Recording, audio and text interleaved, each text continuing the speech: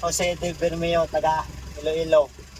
Shoutout nga pala kailangan mama dyan sa Iloilo at sa mga kasama kong driver sa Alaria. Yan. Shoutout. Kung mga gusto pala magdagdag ng code 3 at saka code 8, PM lang kayo kay Sir Mon. Yan. Magaling na instructor.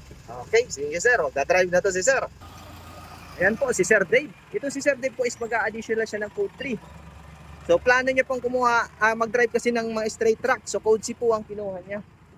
So sa code po kasi ngayon ng code 3, may dalawang code na tayo, yung C at saka D. Magkahiwalay na po yun. Magkahiwalay din ang PDC. Ang lisensya din ni Sir is 4 years ng professional. Yun nga po pala yung mga nagtatanong dyan, kung non-pro, pwede bang magpa-pro, pwede bang mag-add ng code 3? Hindi pa po pwede. Kailangan magpa-professional muna, tapos mag-antay ng 4 years. Ang qualification po kasi natin ngayong code 3 ngayon is dapat 4 years ng professional.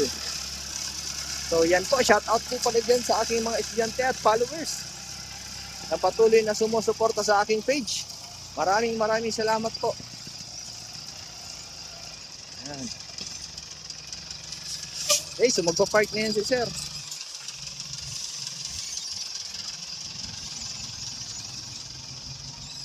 Shout out din kay po pala kay Sir Kerek Bunda.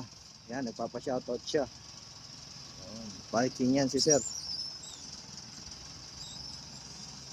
At kay Sir Hill Mike Hill, shout out sa iyo Sir. Maraming salamat Sir. So pati kay Sir Arnel Tres Reyes. Yan. Yan, parallel parking na ang gagawin ni Sir. So yung may mga bagong code po pala tulad ni Sir, double check nyo po yung likod ng license nyo. Kasi sa bagong likod ng sa lisensya yung bago, makikita nyo hanggang 3.5 na lang yung pwede nyo imaneho. So hindi na uubra yung pag nagmaneho ka ng mga 6 wheel. Dati kasi 4.5. Sige pa, atras. Okay.